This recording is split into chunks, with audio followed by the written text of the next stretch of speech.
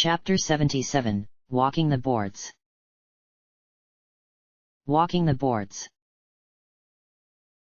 Jahara could sense she was hovering and disliked herself for it, the woman fussing over them both as Ari strove to nurse the struggling Asdale, the boy screaming and crying, his face screwed up and scarlet from the effort. Careful, Ari, support his head. Ari sighed tersely, battling to get a hand under it while she tried to stop him from twisting free and being dropped altogether. I'm trying, he keeps struggling. There now, Asdale, please, don't cry. She beseeched, the child ignoring her, no break to his howls as he twisted and thrashed. A blast of cold wind whistled down the chimney, rain hissing in the fireplace, and the crying went up a notch. St. Aldolfi's day had gone well enough for some, though Jahara would have been hard-pressed to list them at that moment. Asdale had awoken properly just after they had left the Dirrell estate, frightened and fretful when he found himself surrounded by strangers, his nurse nowhere in sight, and his distress only mounted over the course of the short journey back to the inn. They had gathered in Cern's room as soon as they had alighted from the carriage, the room warm and welcoming in the light of the lamps, though it did little to calm the child, she and Ari taking turns to try and soothe him while Minsk stood helpless before the fireplace cupping a hand over Boo's ears, Valigar and the druid himself nowhere to be seen. Jahara glanced back at the sound of the door, Fritha crossing the threshold with a gnomon at her heels, the pair looking rather windswept. Fritha was almost back to her usual self, her feet rid of those torturous shoes, hair now taken down and jewellery removed, though the girl was still resplendent in the rich green gown, the skirts moving with an almost seductive sway as she padded into the room on stockinged feet, her voice raised as to be heard over the din. Gods, he's got a fine set of lungs on him, hasn't he? You can hear him all the way down the corridor, much to the other guests' displeasure. She added with a laugh. Jahara sighed tersely, in no mood for her levity, especially since their long and somewhat stressful day suddenly had no end in sight, and she was just glad Hendak was in charge. Lady Nan would probably have thrown them out for the disturbance by now. Really, Fritha, are you still prancing around in that dress? Fritha sent her an arch look. Yes, because I can't actually take it off without help. Behind her, a gnomon flushed. Here, Ari, let me, Fritha continued briskly, stepping forward to deftly take the boy from the elf. Oh, there now, Asdale, what's all this fuss, Ah, yes, I know. She soothed, adjusting the struggling child until his small body was curled against her shoulder, face hidden in her neck, the girl rubbing his back and jogging him slightly until, after a good few moments, his cries eventually ebbed to a quiet sobbing. Ari looked astounded. How, by goodness, did you manage that? Children can sense unrest and they don't like it. Do they, my lamb? Fritha confirmed, smoothing a gentle hand over the dark head of curls that was still resting on her shoulder, a fretful hiccup her only reply. I know, my poppet, I know. Now, let's have a few less people in here, shall we? Fritha continued, her voice brusquer as she returned her attention to the room about her. And where is Cern? Shouldn't he be here enjoying this?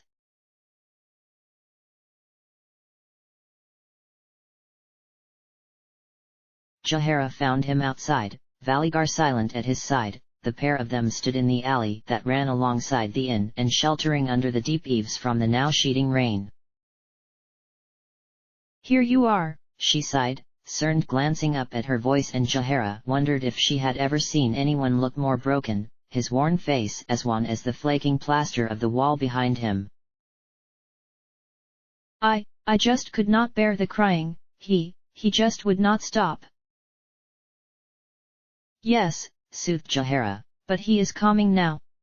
Fritha is upstairs with him, she has a way with the young. And none of this was to be unexpected.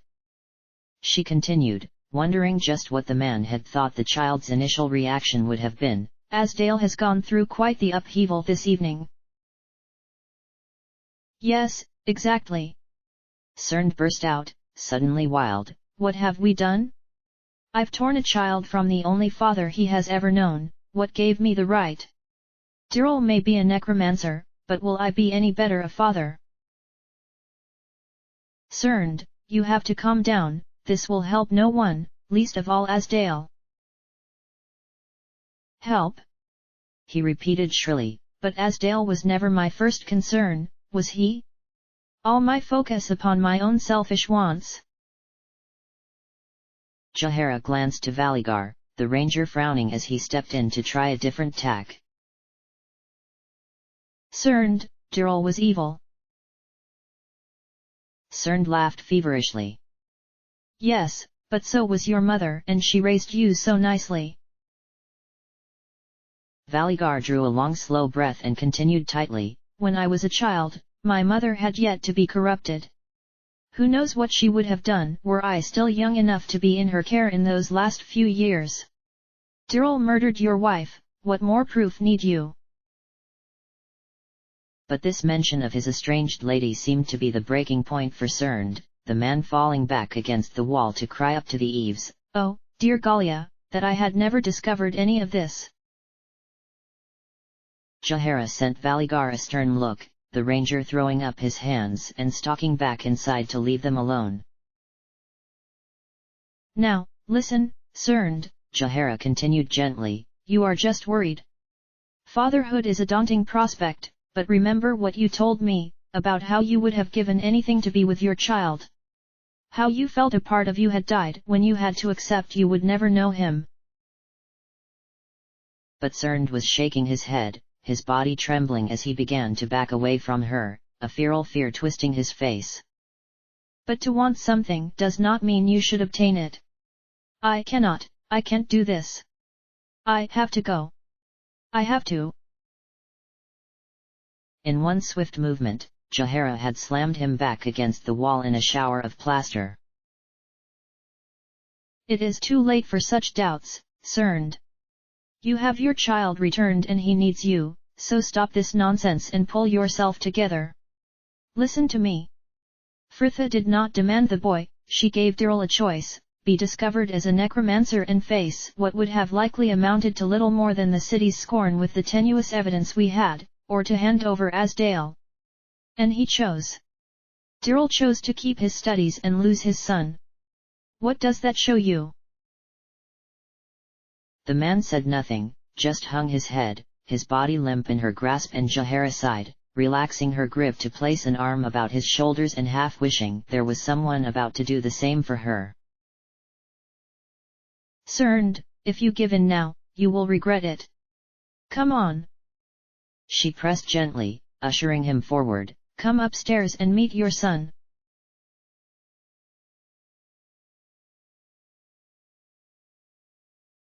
A gnomon shifted slightly, the wooden frame under him creaking with the movement.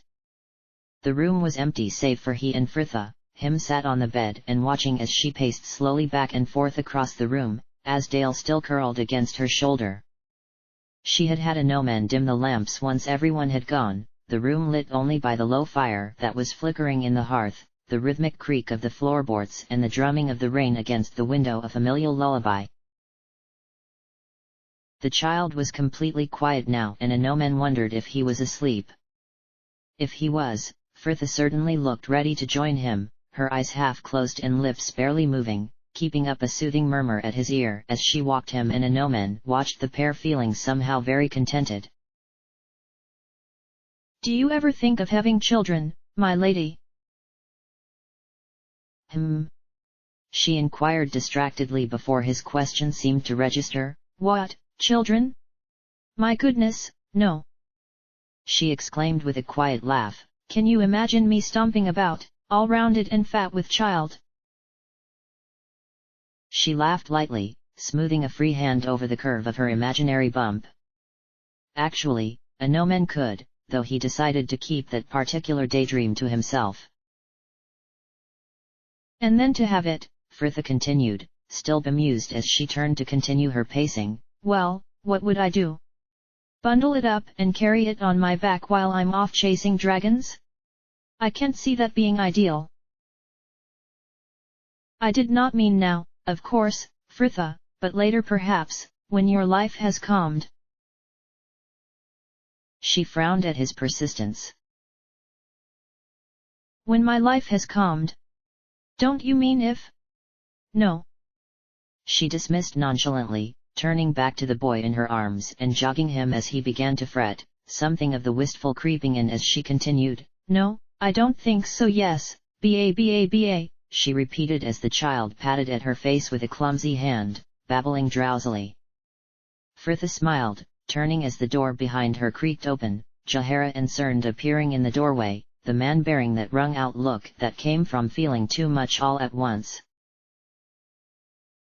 Hey now, Asdale, look who's here, she trilled softly, giving the child a gentle jog to rouse him. It's your father, Srnd.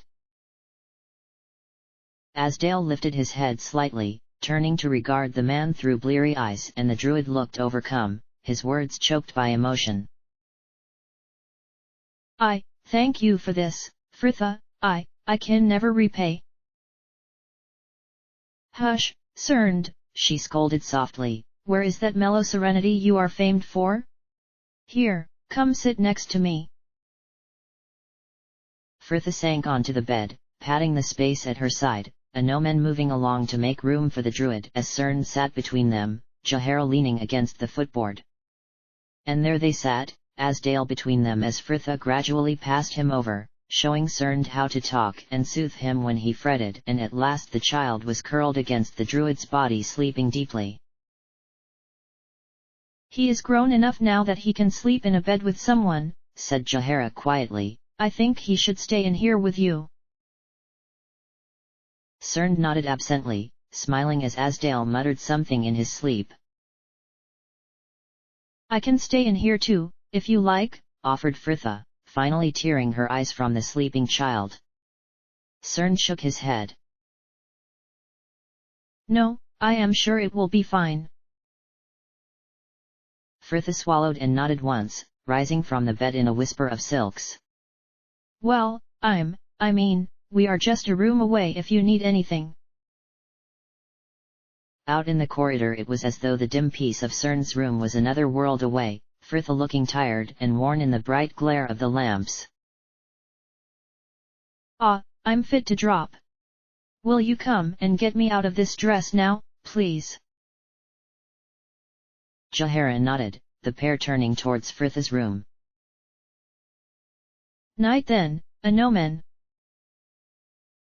Good night, ladies. And he watched them until the door was shut.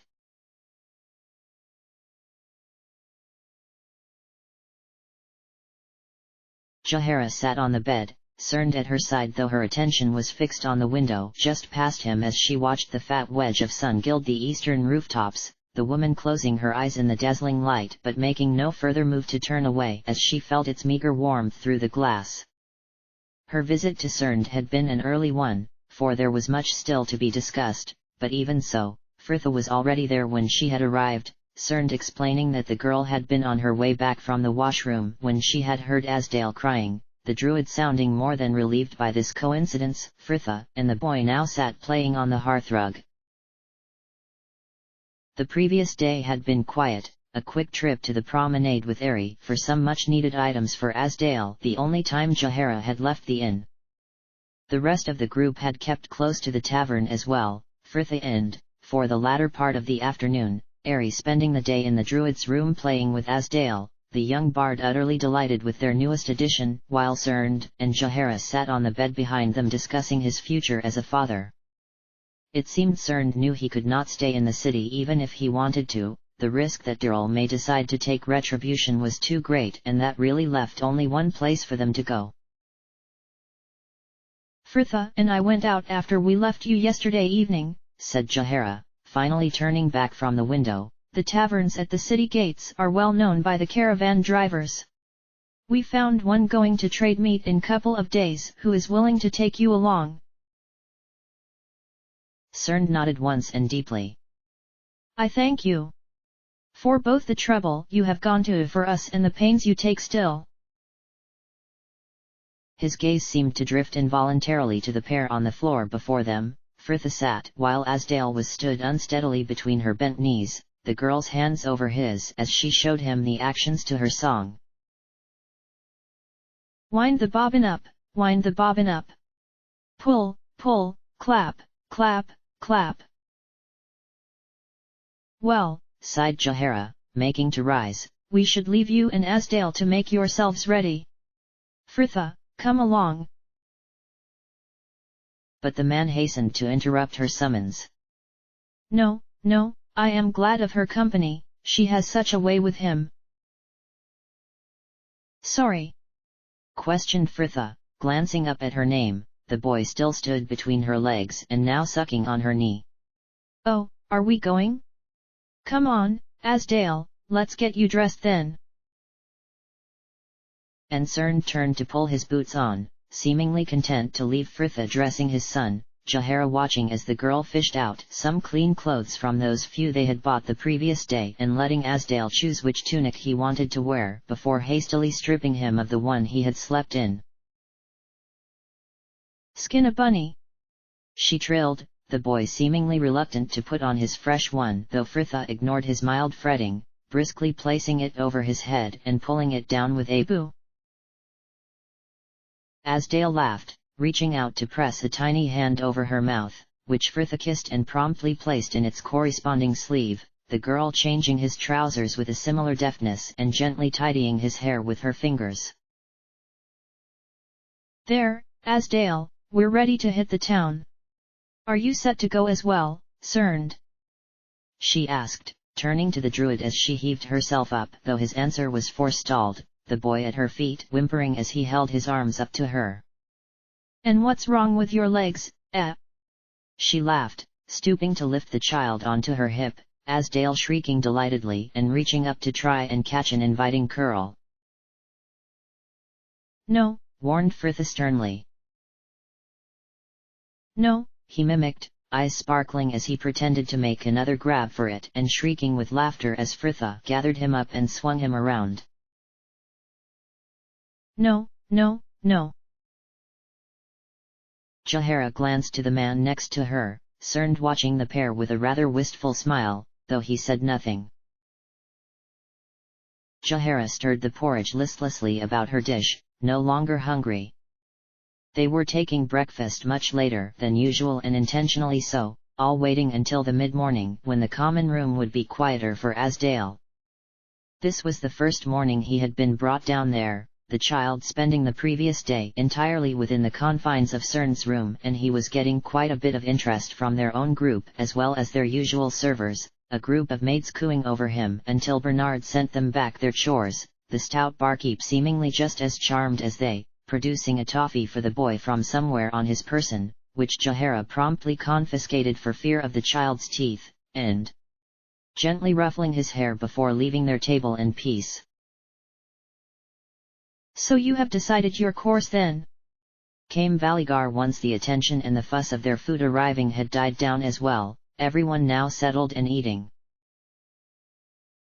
Cern nodded, setting his cup carefully back on the table, his other hand clamped firmly about the boy sat upon his lap.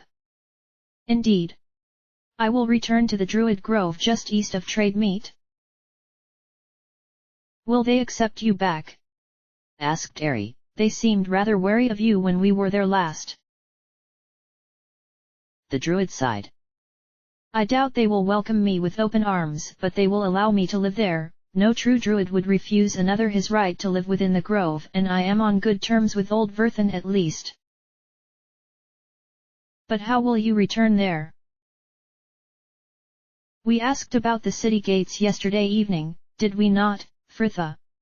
Prompted Jahara, the girl glancing up from where she had been distracted by the child, Fritha's own breakfast ignored in favor of slowly feeding Asdale his, the child wearing a look of deep concentration as he obediently took another piece of bread soaked in sweetened milk from her fingers. Yes, yum yum, good boy.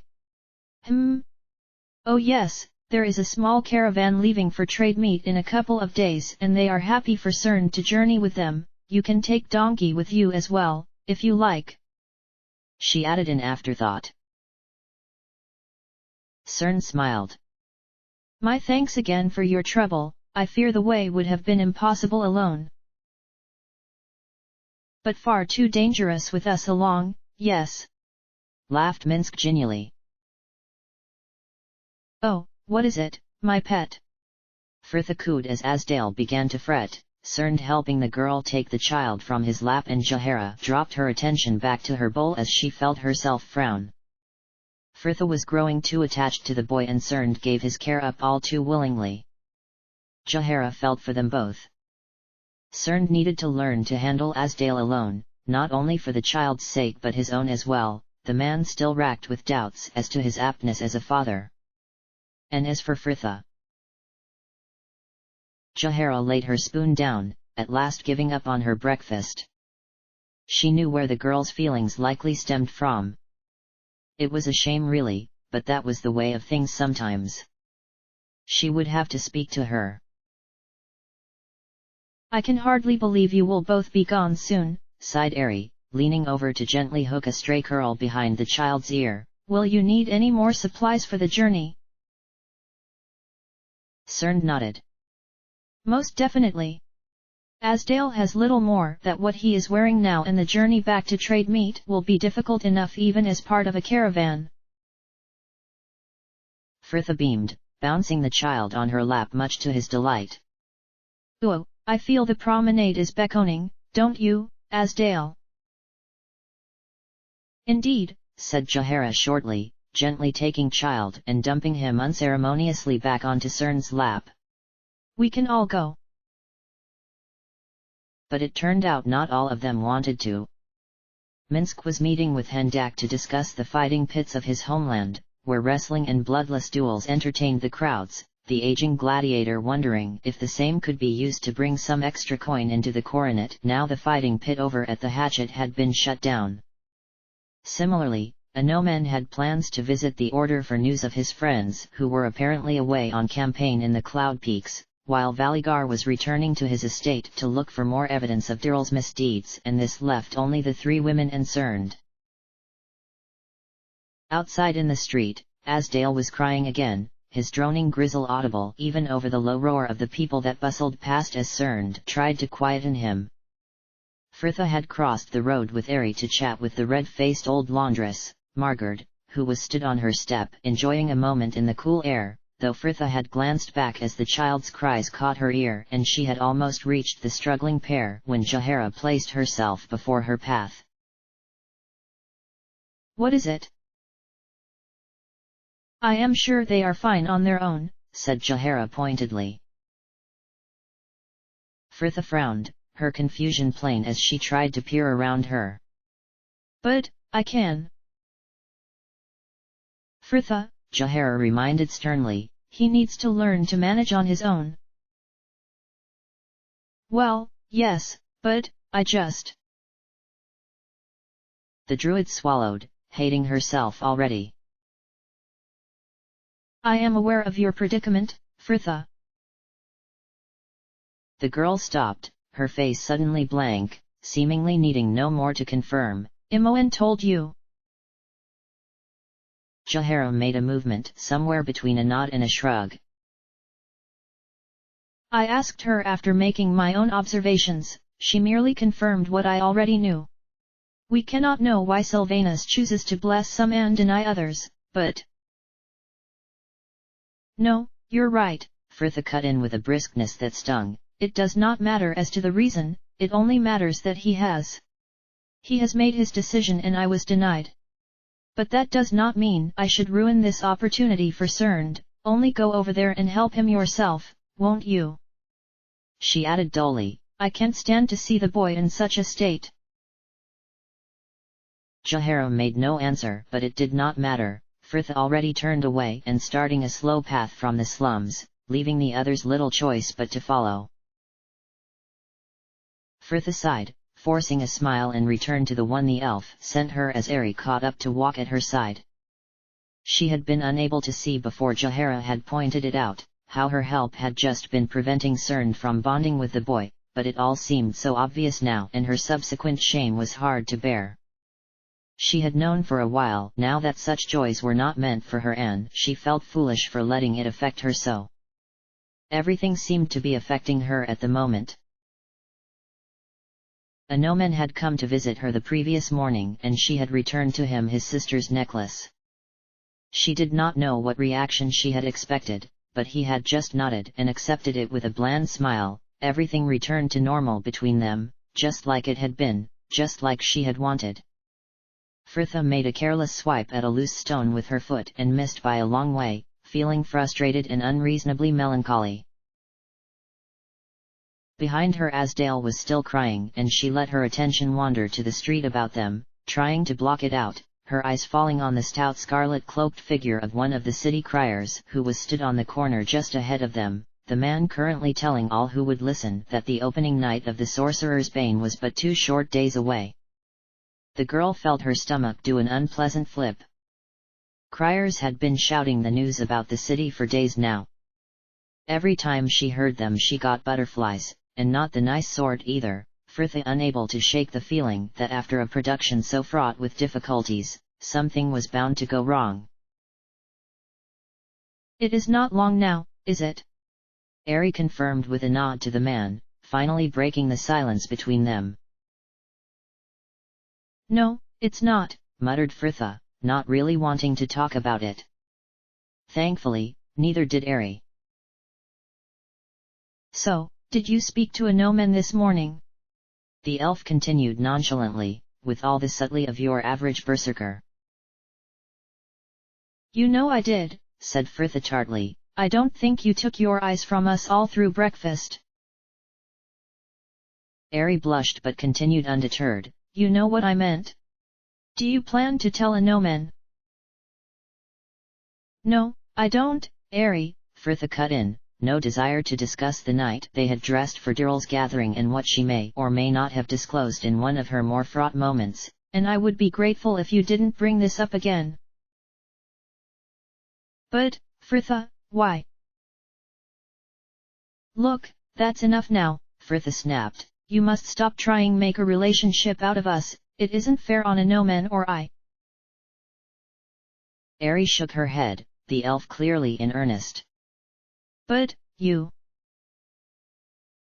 No, that's it. When are you going to realize that getting a Noman and I together is not going to make you and Herr Dallas any less apart? Ari mouthed a moment in her indignation. You know I never... She paused to compose herself and when she spoke again her tone was cool. You can be very cruel sometimes, Fritha. I can be cruel. The girl repeated shrilly. And what about you? All this persistence does is remind me of what cannot be. Now a Noman has given up on this and I think it is time for you to as well. Ari exhaled crossly but said no more, the uncomfortable silence of a truce falling between them that neither girl saw fit to break. The relatively fine day had brought many to the promenade, unfortunately. Their small group was stood at the western end of the arena, their shopping barely begun and already Jahara wished she had never suggested the trip. Asdal's grizzling had yet to stop and she was not sure if it was just that her patience was getting shorter but he seemed to be getting louder, the boy attracting quite a bit of attention as he continued to scream and sob, the friendlier merchants laughing and pulling faces at him, while older women paused in their own shopping to coo over the boy or tut at his father's attempts to jog, rock, pat and plead, his efforts to soothe the child all in vain. Cern was stood a pace from her now, sheltering from the crowds against the arena wall. Ari and Fritha over at a nearby stall, united even though the memory of their most recent quarrel was still keeping communication between them to a minimum, Fritha asking the merchant about any work he might know of, while Ari idly examined his wares. Jahara ignored the bustle and discord about her and tried to focus on maintaining her center, though she was having about as much success as Cern.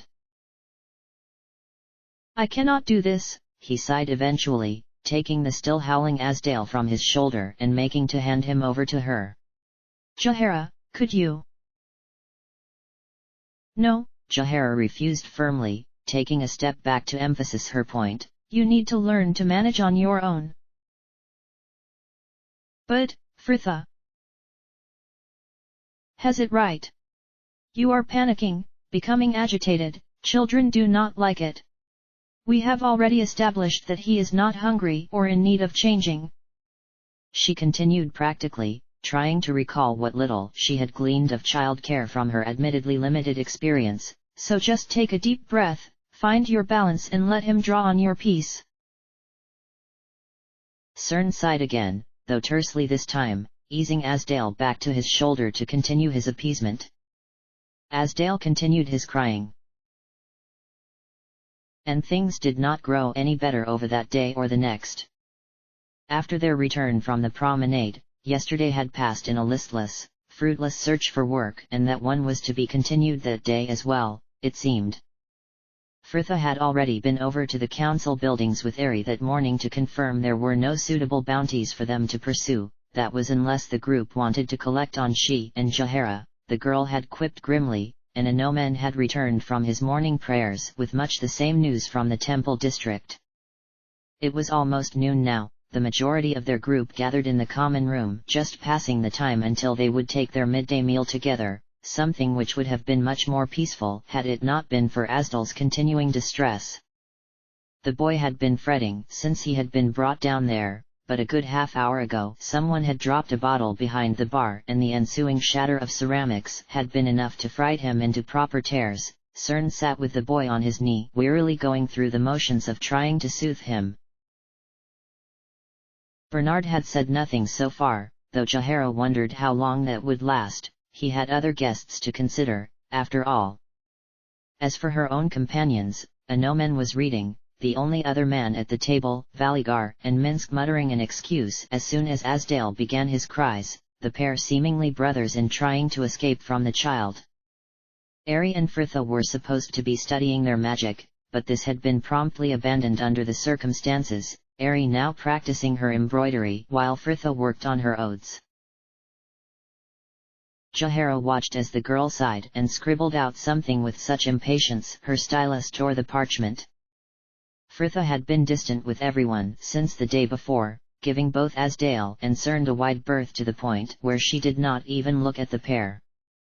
Jahara understood how it must have stung to have them there, a constant reminder of what she could not have, and with the theatre's opening night now only a day away, Fritha had another reason to feel anxious. As though Jahara had given voice to this thought, at her side, Anoman spoke up over the cries. So are you visiting the theatre today, my lady? Sorry. Fritha murmured, glancing up only to blot ink on the word she had just written. The theatre, repeated Anoman gently, the opening night is tomorrow, is it not? Oh, yes. Yes, it is. I don't know if I'll visit though, Her answer was lost to a terse sigh as a group of mercs trooped noisily into the inn and Asdale's crying increased in ferocity. Anoman looked concerned. My lady. I'm sorry, Fritha snapped shrilly, stacking up her books to sweep them into her waiting bag. I just can't stand it here a moment longer. Fritha, where are you going? Cried Ari as she stood. Theatre. Anoman was on his feet in an instant. Wait, someone should. The slam of the door cut him off. Leave her, Anoman, Jahara counseled wearily. She just needs to be alone at the moment. But what of the bounty? Fine, go after her, then. The knight took only a moment to vent his own frustrations as he slammed his chair under the table and he was gone too, Asdale's howls peaking to fill the air. I should take him outside, muttered Cern, hefting the crying child to his hip and heading for the door. Jahara sighed, sharing a tired look with the bewildered Ari, the elf, the only one left as Jahara, rose as well to follow him. Cerned was stood a few paces from the door, hunched slightly against the tavern wall and murmuring as he rocked the child back and forth. He was a handsome boy, though it was hard to see it then, Asdale red-faced and teary, mucus running down from his nose to crust on his chin, the new woolen tunic he was wearing twisted about his small frame as he squirmed half-heartedly. "Oh, Asdale," Cern sighed. I am sorry for all of this." "Cerned," she ventured quietly, the man whirling back at her voice. "Oh, Jahara, I cannot do this, I was a fool to think I could. Such bonds of kin come from time, not blood." "Yes, Cerned, time," she agreed gently, "so keep your patience and hope alive a little longer before you would abandon them. I understand you are still finding it difficult, but such bonds can be made and it is getting better. You managed to quieten him yesterday." "No, I did not," Cerned cut in dully. "He wept until Ari came to visit him in the evening, and once she left he cried until he was too tired to continue. He does not want me as father." "And what would you have us do?" cried Jahara, despairing for them both. "Return him to Dirl's care? Or give him to one of the city orphanages? Is that what you want?" "Of course not. But it is not so simple, I am not just a man." Cern stopped, and swallowed dryly. If I lost control and hurt him?" But Jahara would not hear it. "You do not truly believe that, Cerned, or you never would have allowed us to fetch the child back in the first place." "No," she cut in firmly, no patience for excuses born of dark imaginings. "You are stronger than that. You would not have done anything to put the boy in danger and you will not harm him now. I know it is difficult, Asdale does not know you yet, nor you he, but this will change over time and the bond between you will form, but you must start to believe it, Cerned, or how can he?" The woman shook her head. "Forget what I said about peace and balance, and just hold the child to you and love him, Cerned, just let the feeling of it fill you. It does not matter if he cries or if it quiets him, only that he knows you care and that you will still be here for him, that is what is important." Cern stared back at her, tired and broken, before he at last took the boy from his hip and held him aloft to regard him a moment, pale grey eyes taking in every feature as he thrashed and cried, when the druid gently gathered him back to his shoulder, leaning back against the inn behind him and closing his eyes as he began to slowly rub the small shuddering back. And there they stood in the cold quiet street for long enough that Jahara's fingers were almost numb. But Cern seemed not to notice time's passage, his worn face bearing a strangely contented smile as he cradled the boy to him and, at long last, Asdale's crying ceased.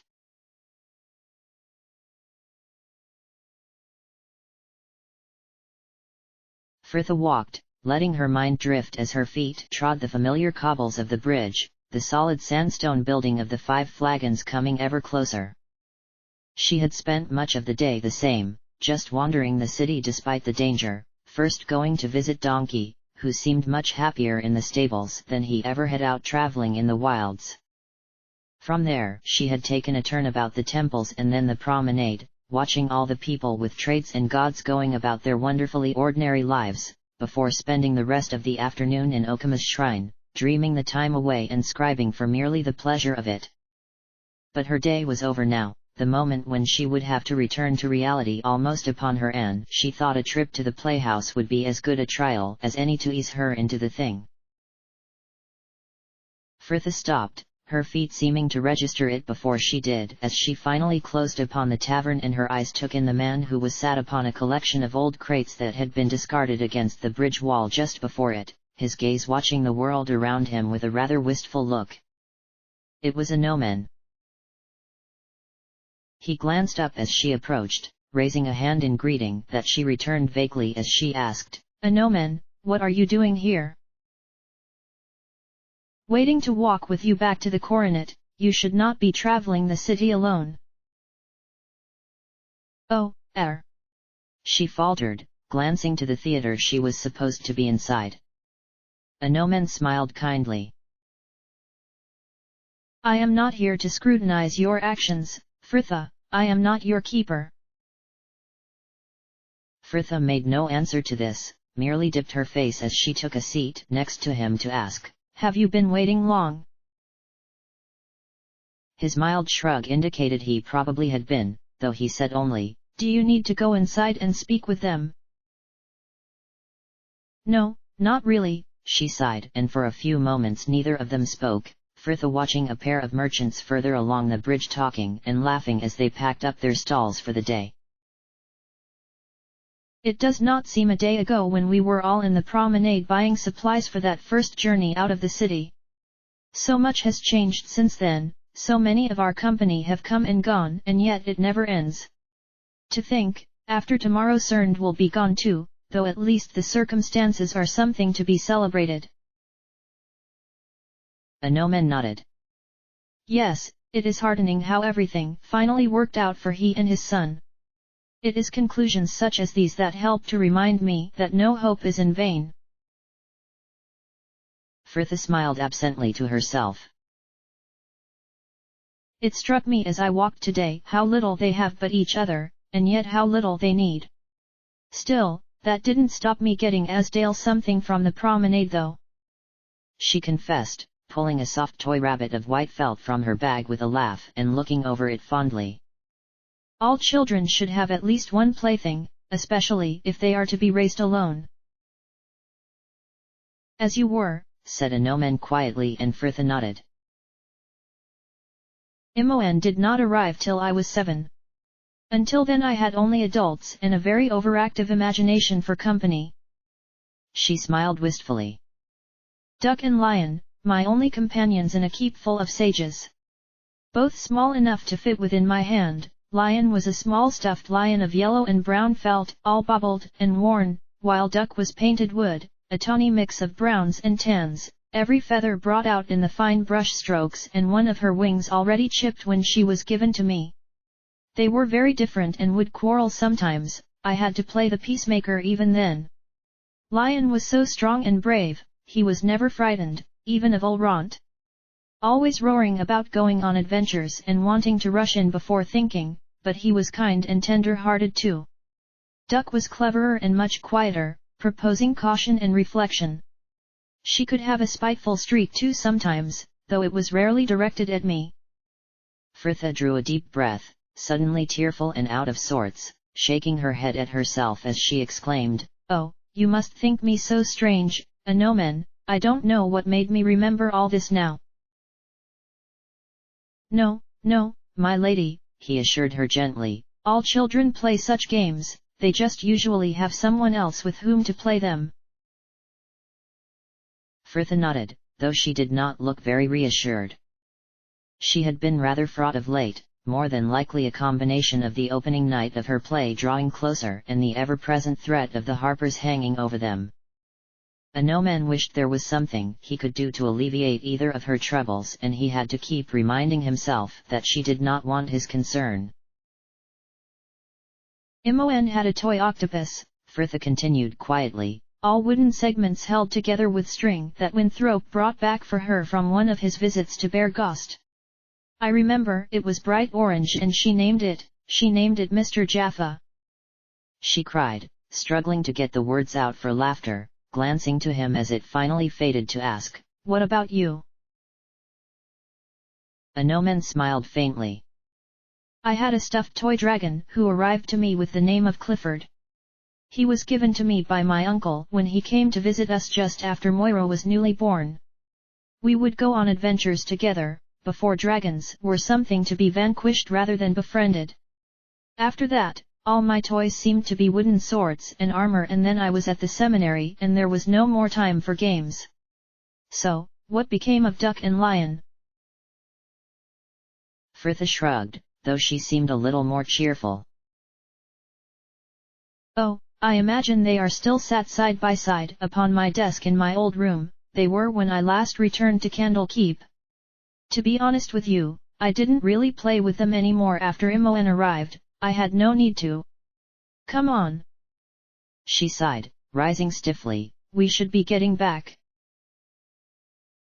Do you not wish to go and make one last check? ARandomAudiobookAppeared asked, gesturing to the theater before them.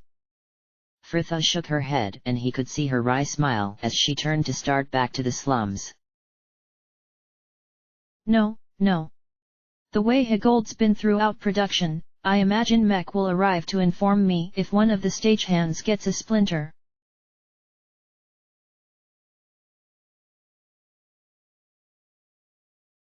It was morning. Not so early for it to be unusual for him to be awake, though not so late as to shame him into rising, and ARandomAudiobookAppeared lay under the warm blankets watching the clear sky through the chink in the curtains, the pale cloudless blue of another cold dry day. He lay still, keeping his breathing shallow so as to better hear as he listened to sounds of the inn waking up around him, guests clattering down the stairs to the common room, the laughter of the maids under his window as they took a break from the heat of the kitchens, someone knocking on a door in the hallway outside. And knocking and knocking. ARandomAudiobookAppeared felt his stomach sinking. It sounded quite close by, likely the door of the room just opposite his. Fritha's room. ARandomAudiobookAppeared threw the blankets back, hurriedly pulling a tunic over his head as he strode blindly to the door, opening it even as he struggled to straighten his tunic to see Mech stood before the door opposite, hammering upon the wood and making racket enough to awaken the recently deceased. The boy whirled back as ARandomAudiobookAppeared appeared though, a frown furrowing his brow as he exclaimed, You're that knight O'Hers, aren't you? Where? But the boy had no time to finish his demand, the door at the end of the long corridor opening to reveal Ari and Fritha, the girls half-dressed, bags in hand as they left the washroom, Fritha whistling a merry tune though it stopped abruptly as she saw Mech, the girl looking instantly horrified. He could just be coming to tell you everything is ready, reasoned Ari hastily. Fritha sent her a furious look. This early? Oh, Mech, no. There can't be, not today, please. Oh, m'lady, Mech cried, ignoring her pleas and jogging lightly over to the pair. Higold is frantic and the rest of the cast aren't much better. Zurin's fallen sick, he's pale and shivering and catting all over the place. Fritha scrubbed a hand across her face, the fingers of the other already clawed in her frustration. Brilliant. Just brilliant. And when did this happen? He started feeling funny over dinner yesterday afternoon, m'lady. Yesterday? She repeated shrilly. And why didn't someone come and tell me then? Well, Higold op-ed it'd get better, didn't he? The boy reasoned, leaning in to add in an undertone, plus I think ye were a bit afraid to since last time with the script and that. Fritha almost screamed. Beshiva's horns. Well, where's his bloody understudy then? Mech had the good sense to at least look sheepish. Well, you see, in the beginning Davith were learning Zurin's part too, just in case like, but he has enough trouble with his own lines, so Higold just sort o' let I am off. Fritha looked positively wild. Gah! I knew this would happen, I bloody knew it. Wait here. She commanded, stalking past him to storm into her room and slam the door, presumable going to change, the boy she had left seemingly unfazed by this outburst, turning to ARandomAudiobookAppeared to add candidly, wait she says, ha. There weren't no way I were going back to that playhouse without Higold's doing his nut. Ari had, quite wisely, gone and quickly roused the others, and everyone had decided to accompany Fritha in the end, which was likely for the best. ARandomAudiobookAppeared felt it might take all of them to restrain her once she met Higold, though her anger was much reduced from what it had been when Mech first arrived. ARandomAudiobookAppeared glanced to her, Fritha walking next to him as they followed the boy through the cold streets, the girl moaning piteously to herself. Right outside, we were right outside. Come now, my lady, he reasoned gently, even if you had known, what could you have done? But we were just here yesterday, this is so mean, she whined, looking as close to tears as he had ever seen her without the girl making attempts to hide it. Well, perhaps it is not as bad as we believe, Higold is not exactly known for his level head. Frithia didn't look too hopeful, but his words did seem to have some effect at least, the girl drawing a deep breath and squaring her shoulders as they at last came to the 5 flagons. No, you're right, there's no point wailing about it now. Whatever the problem, I'll just have to work something out, thanks Mech. She added as he skipped lightly up the front steps and held the door open for her, the boy already halfway across the room, making a dash for the stairs. I'll go tell Higold your heir. It's all right, I'll. But the words died on her lips as she suddenly saw him. Bent over his drink at the table in the far corner, a familiar head of dusky blue hair. Herr Dallas! Gasped Ari, and for a moment both girls wore the same expression of injured disbelief. The tiefling did not look surprised to see them, rising slowly to stand, shifting from foot to foot and looking uncharacteristically uncomfortable as they drifted over to him. Hello, he greeted, his eyes darting about them, and he seemed to relax slightly as he found them all there, his gaze lingering on Ari for a long moment before the elf turned away. Frithia was smiling faintly, it looked sad. Hello, Herr Dallas. Hello, indeed, my raven. It is good to see you, it is good to see you all. And I notice some newcomers too. Herr Dallas continued with a stalwart cheer, starting as he spied the child in Cern's arms. By the lady, you are starting him young. This is Asdale, Cern's son, explained Ari quietly, gently taking the small hand the child had batted at her so as not to have to face the tiefling. Herr Dallas made the slightest hint at a bow. Well, it is fine to make your acquaintance, young man, and who is the dark hawk among your company who watches us all so carefully? This is Valigar, Jahara introduced shortly. Valigar, this is Herr Dallas. Herr Dallas raised a dusky eyebrow. Valigar? The wizard's prize? My, raven, you have been busy. The tall ranger nodded once in greeting, no change to his stern expression as he confirmed, I take it this man was once a member of your company. Frithia's tone was as impassive as her face. Yes. Yes, he was. Oh, my lady patron. A gnomon watched as Frithia drew a deep breath, slowly turning to face the director, Higold hurrying over to them from the stairs, his arms flailing affectedly as he cried, It's a disaster! A disaster! Frithia sent him a cool look and her tone was no warmer. Yes, Mech told me Cern is sick, though I don't quite know what you expect me to do about it, it's not as if I can just pull an understudy from my bag, she finished slowly, her jaw clenched, and a gnomon had the feeling she had just wrestled herself away from something a lot more robust. Higold looked genuinely surprised though. Do about it? Why you can stand in for him, my lady. Stand in? Frithia repeated incredulously, you have to be joking, Higold. In case you haven't noticed, and this really is the least of my objections to this plan, I am a girl. But Higold waved this fact away with a dismissive sweep of his hand. With the right makeup and clothes you will pass. It is the performance that matters after all. Yes, agreed Frithia sharply, a performance that cannot be delivered by me.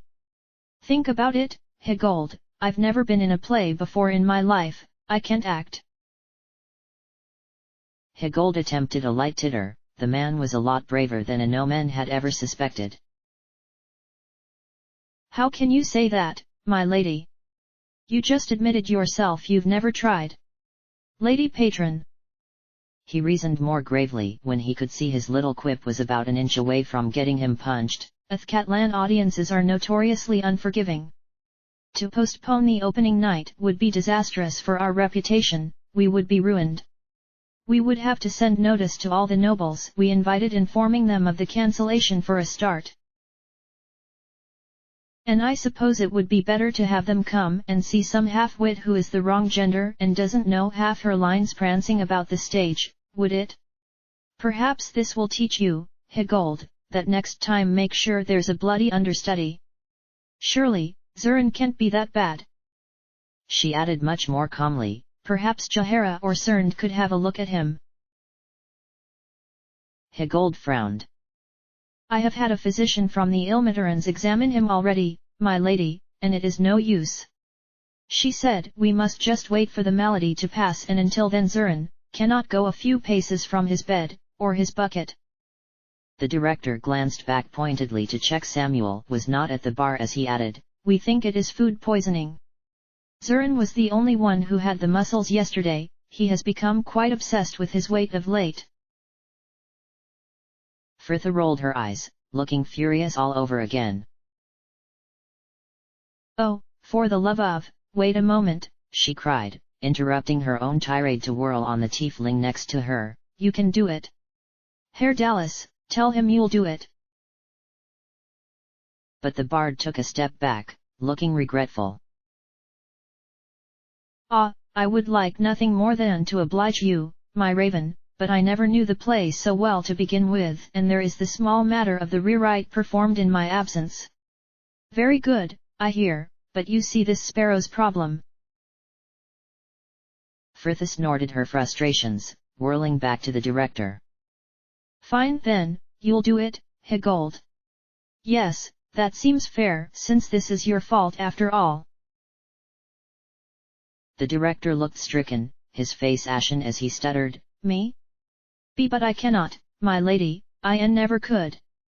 I was with a troupe in Kexula for years before I came here, and never once did I manage to make it before an audience. It's my nerves, my lady, I always got such terrible stage fright as to render me dumb. Fritha looked utterly unmoved. Well, you have exactly 12 hours to get over it, Higold, because I am not getting on that stage.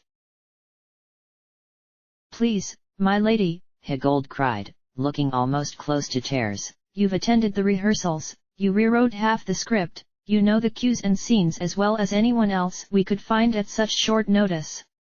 Please, not only my standing, but our troupe and this entire theatre's rests upon your shoulders. If we cancel the opening night we may never recover, either our reputation or the money that went on the production. This is our livelihood, we... Fritha's groan cut him off. All right, Higold. All right, I'll do it. Go and gather the troupe on the stage, I'll come down and tell them I'm taking over the lead. Higold really was crying now, eyes bright with tears of relief as he wrung her hand. Oh, thank you, my lady, I am sure your performance will be more than adequate. I will help you practice your lines myself, But whatever else he would do was lost as he had turned to hurry back downstairs. It hardly mattered, Fritha was not listening anyway, her face buried in her hands as she groaned. Oh, gods!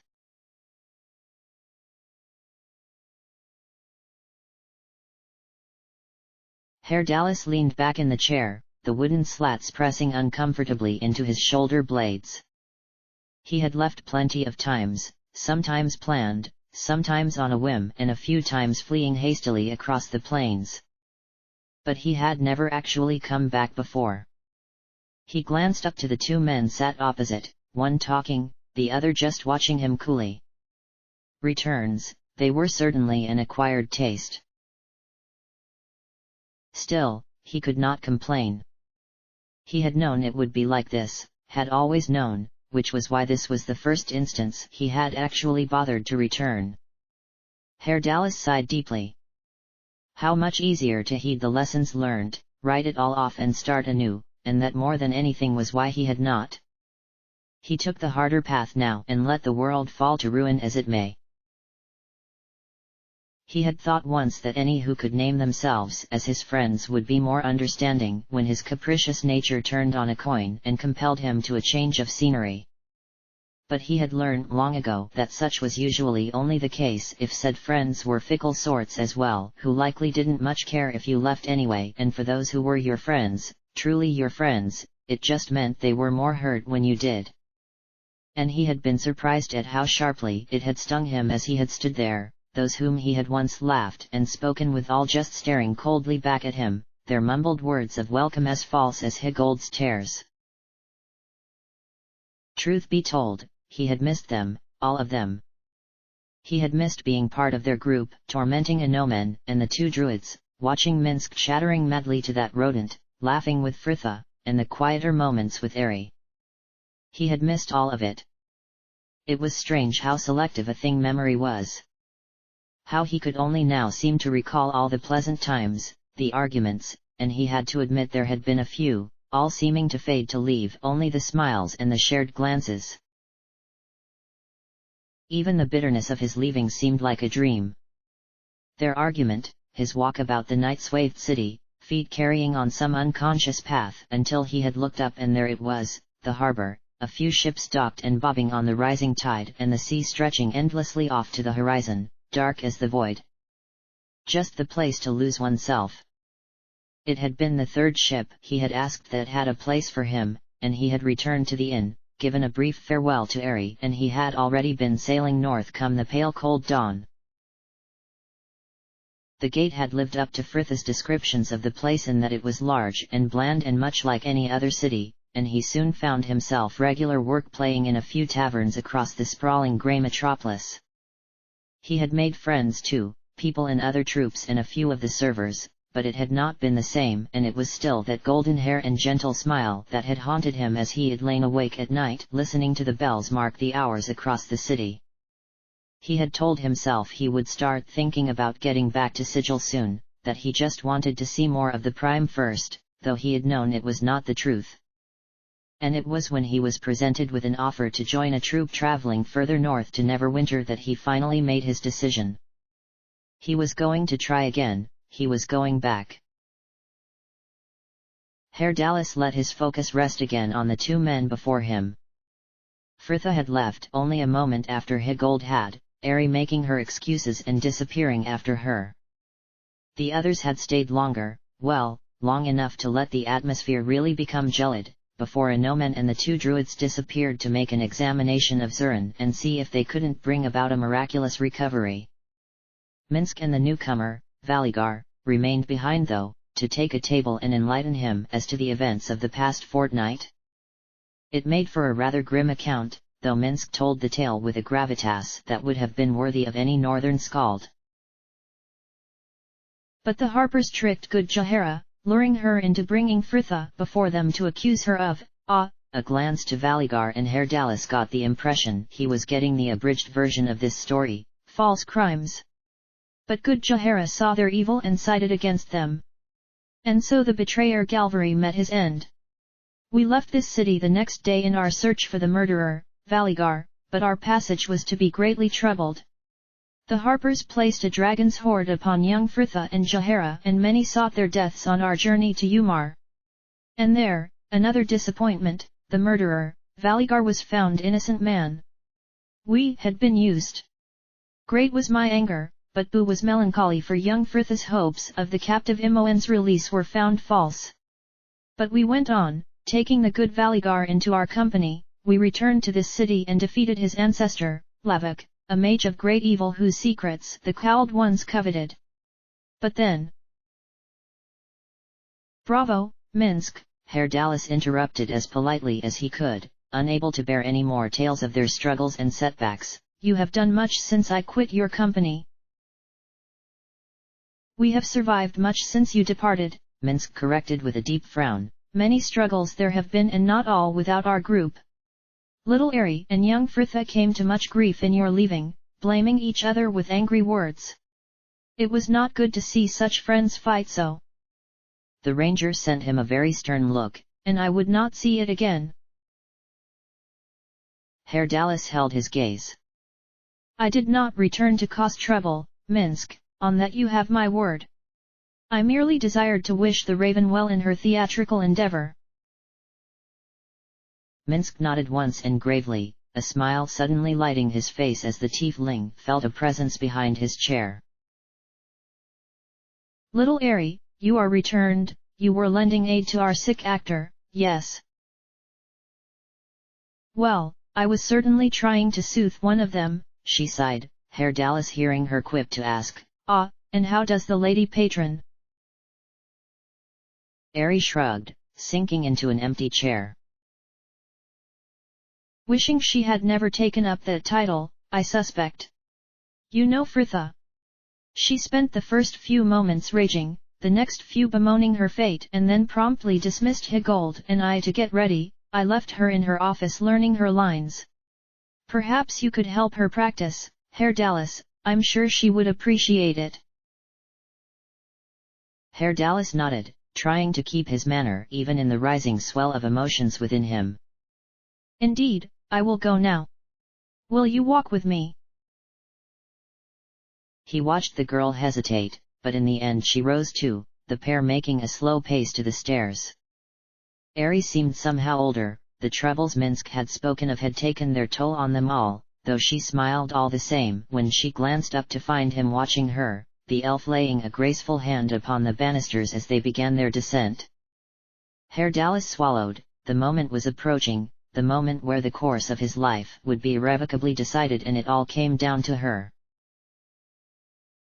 You are aware, Ari, he began quietly, the girl pausing on the steps to turn and gaze up at him, that the opening night here was not the only reason I returned. I had hoped to learn whether this time apart has not changed your feelings towards us. I plan to leave for Sigil within the next few days. I would like you to come with me. She sighed and smiled gently, looking sad and old in a way that reminded him of Fritha. Oh, Herr Dallas, you know I cannot leave the others, not when they may still need me.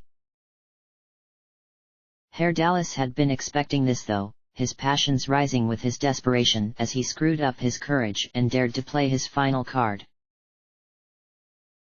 Then but say the word and I will bear all their scorn and return to this company. I want no promise from you, just a sign that perhaps. But Ari was shaking her head. I can't. I'm sorry. The decision whether you stay or go should be your own, you must just do what you believe is best for yourself. But how have you been? She added brightly, turning to continue her descent, you look well. And so that was it.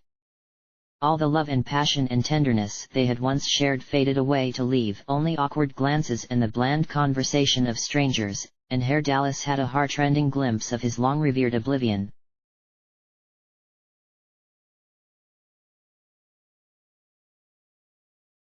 A no-man walked up the wooden steps and onto the stage where hands were already busy setting up the backdrops and aligning the lights.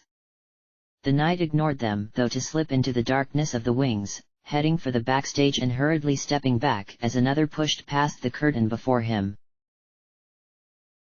Ah, and the knight arrives, Herr Dallas greeted genially. You go to rescue our nascent star. Don't call her that, a no-man snapped sullenly, in no mood to speak with the tiefling. Herr Dallas drew back, frowning. I meant no offense, my hound.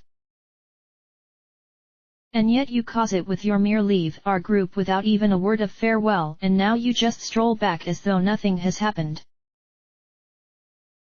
Herr Dallas sent him a sneering smile. Why, I never realized you cared. A no-man felt his temper surge, resisting the urge to grasp the man about the collar and shake him. Do not jest with me. Have you any idea what has occurred since you left? She needed you here and you deserted her. You knew it then and you know it now. Herr Dallas flushed, seeming to need no clarification as to whom he was referring, his eyes narrowed to poisonous slits. I would have thought you happy to fill the breach, knightling, or did you find you could not? He spat, drawing a sharp breath as though this was but the first taste of his vitriol when he slowly exhaled, shaking his head ruefully. Ah, I am sorry, Anomen, that was unkind of me, I always did use my spite as a shield. And you are correct, I abandoned her and I am sorry for it. I am glad though, that she had someone here who cared enough to stay. Ari mentioned you finally admitted your regard for our dear Raven, how are you and she? Anomen swallowed, not expecting the contrition or the question and unprepared for both. I tried, she does not regard me in that way. Herr Dallas smiled sadly and clapped him soundly on the arm. My commiserations. We are comrades in this, knight, for I spoke to Ari earlier, she will not leave your path for mine and that means we are truly ended as well. I am sorry, said Anomen eventually, and he meant it too, no one deserved to feel like this. Herr Dallas grinned wryly. Ah, take courage, lover. Could you endure such grief at any hand but hers? Go. He continued, slapping his arm again. Go and speak with Fritha, perhaps you can cheer her where I failed. I fear she was too occupied with her lines to speak much with me. A sardonic twist of his mouth and the bard was gone. The dressing room was buzzing with people, all practicing scenes and fighting over makeup, but none of them were the one he sought, and he continued on, the stillness of her office seeming sterile when compared to the energy that had permeated the rest of the theater. And there she was, the script open on the dresser before her. Though she was not reading, the girl sat in one of the two worn armchairs, her head pillowed upon the sheaf of papers as though she hoped to absorb the contents straight into her memory. Fritha. She took a deep breath and slowly raised her head to look in the mirror before her, her reflection sending him a weary smile. Hello Anomen. My lady. The girl sighed deeply, straightening to lean back in her chair and gesture to the one opposite her as she flicked the script closed with an apathetic sweep of her fingers. Anomen sank gingerly into the seat, wishing he had better news to offer her. I am afraid it was as Higold said, Zurin must just wait for the malady to pass. The girl made no reply, just nodded as though she had expected as much, and Anomen ventured to ask, how goes it? Terrible, she answered flatly, still at least we'll save on makeup, I already look like I'm 100. Oh Anomen, what am I doing? She cried into her hands. I can't act, not like this, not in front of all those people, pretending to be some lovesick idiot. And the play is going to fail before it's even run for 110 day, and we are going to be a laughing stock, and all the actors will be out of work, and my theater will be ruined. She scrubbed her hands up over her face, looking as worn and frayed as the grand chair she was sat in. Do you know why I even agreed to put on this play to begin with? So there would still be something raising coin for Imoen's rescue if I died. This place was supposed to spare me worry, not cause it. Anomen sighed, hating to think of her dying, hating even more the idea that she had a life that meant she took such precautions for the eventuality. He glanced to the mirror next to them, both of them drained of color and verve by the wan table lamp. I am sorry, Fritha, I wish I could do more.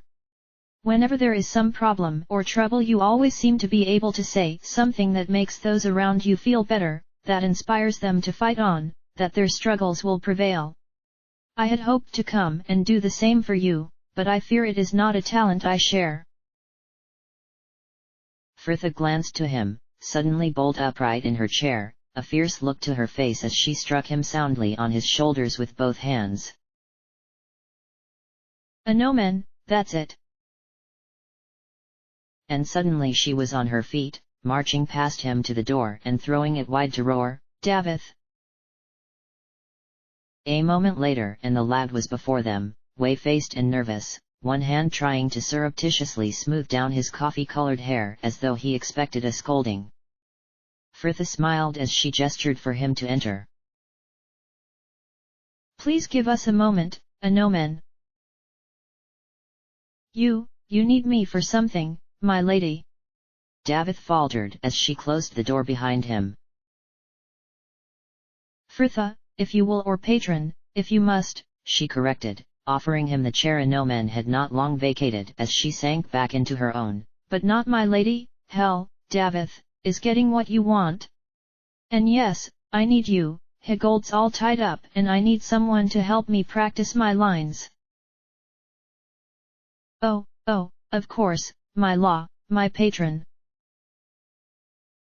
Ah, nice save, and who says you've a poor memory? Davith flushed, avoiding her eye as he moved to take up her script, the boy starting as a small white hand was slammed down upon it. Fritha smiled sweetly. Let's try a little from memory, shall we? Act 1, Scene 3, oh, poor Karenina, take your pleading. Yearning, my patron, Davith interrupted reluctantly. Fritha gave an airy laugh. Oh yes, of course, take your yearning eyes from me and let my trembling heart be still. It's stilled. What? Is it? Oh, and let my trembling heart be stilled. I had no need of it before this day, why torture me with reflections on a damned love? She watched the orb in his pale throat bob, the lad's voice wavering. I had no need of it ere this hour, why torment me with reflections of a doomed love? Davith glanced to her, perhaps expecting to find her cross or frustrated, though Fritha could tell her smile was unnerving him more than any tantrum ever could. He had spent the last couple of months with Althea after all. The lad swallowed again to tremor hoarsely. You're doing well, my. You learned this part, didn't you, Davith? She cut in, her smile wide and voice light. The part of Veldin. You learned the whole thing. Well, yes, because Higold told me to, but then he said. So we do have an understudy, Fritha trilled delightedly. Davith looked suddenly horrified. But you've rewritten it since then. Fritha waved this minor detail away with an unconcerned hand. Oh, they were just aesthetic changes, a line here, a couplet there. Lines. She snorted contemptuously. Anyone can learn them, as I will later prove. But, you, Davith, you learned the part of Veldin, didn't you? You read his lines, you imagined his life, you pretended you were wearing his skin. Davith was shaking his head, wretched in his disbelief. Please, my lady, I am hopeless, everyone says so. They are wrong, she countered firmly. You will be Veldin and I'll take the part of the apprentice in your place, no offense, but you never had the most lines. The lad gave a miserable moan low in his throat. Davith, Fritha sighed gently, feeling a stab of pity for him. Look at it this way, you cannot be any worse than I will be. You can forget lines, you can miss cues, even you can trip and knock over a backdrop if you like, I really don't mind. I just want you to go out there and try, because I know even at your worst you will still be better than I ever could be, and we both owe it to the people who come to see this play tonight and the rest of the troupe and, God's help me, even Higold. So we're going to do this, you and I together. She reached up to firmly take his shoulders. Now, you are Veldin, the ache of the days stretching endlessly before you, unable to let another close for fear of seeing them suffer a long and painful fate. Yes. The lad looked up to finally meet her gaze, the painful fate that was stretching off before him reflected in his light hazel eyes, though something else was slowly creeping in as well. He drew a deep determined breath and nodded once.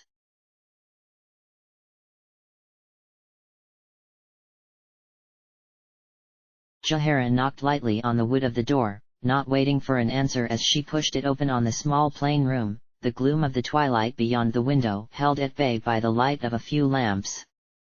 The bed and chair had been abandoned in favor of the hearth rug. Cern sat, a pen of legs about his son as he played with Asdale, the man making a white felt rabbit dance along his knee, much to the boy's delight, and Jahara considered he had never looked more like a father. She smiled. Here you both are. Valigar mentioned you had retreated upstairs. Cern glanced up to her, his worn face bearing the invigorated glow of spring as he smiled. Yes, Asdale was getting fretful as downstairs became more crowded, and I was not feeling much better, so Samuel kindly let us take one of his empty rooms.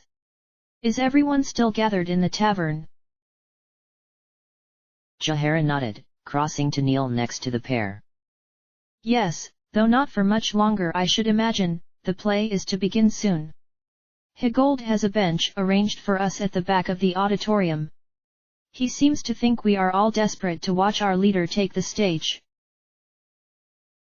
I am surprised, the man confessed with a slight frown, absently ruffling Asdale's hair as the boy pulled at his bootlaces. I would have thought Fritha would have asked us not to attend, lest it make her nervous. I think it is the other 100 or so patrons she is truly worried about, quipped Jahara dryly. Cern smiled, though he still looked concerned as he confessed. I saw her briefly up in the tavern earlier, though we barely had time to exchange a greeting before she was being called back downstairs. She just gave me this for Asdale. The druid continued, letting the boy take the toy rabbit from him, and then she was gone. How is she now? Jahara smiled as Asdale thrust his prize at her with the cry of rabbit. Tired and fiercely hopeful. She and the boy, Davith, are still in her office going through one final run-through of their lines. And how are you? You went over to visit the caravan master earlier, did you not? Cern nodded.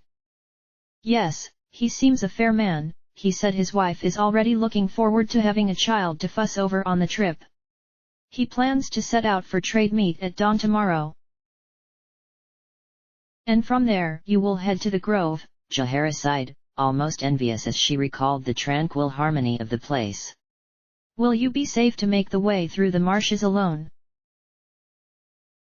I will send a message into the grove asking for an escort. I have friends enough there still that I am sure at least one will oblige me. He sent her a measured look in the lamplight. It is a shame you cannot join us, though I believe the ability to rear young is within us all. I still feel as a new fawn, trying to find its feet. Jahara smiled and soundly clapped his arm. You will be fine, Cern. Yes, he agreed, still watching her with that even gaze. But I believe the raising of a child is a task best suited to a pair. I understand you still have duties here, but they will not keep you forever, and I would like you to consider continuing your role as guardian to another ward. Cern let his attention drop back to Asdale with a fond smile, Jahara watching them with undisguised disbelief, his offer so unexpected she could not even begin at answering him, her mind suddenly swimming with opportunities she had almost given up as past. Cern, I do not know what to say. I need no answer, he said mildly. I would just have you know that you are welcome if you should wish it. Jahara nodded once and slowly. I will consider it. Outside, the deep plangent peal of the city bells marked the 7th hour. And so the bell tolls, murmured Cern gravely. Jahara passed the rabbit back to Asdale with a pointed thank you and stood stiffly. The play is due to begin, are you coming down to watch it? Cern smiled wryly. I have borne witness to many of Fritha's performances, I must admit to being intrigued to see how she will fare upon an actual stage.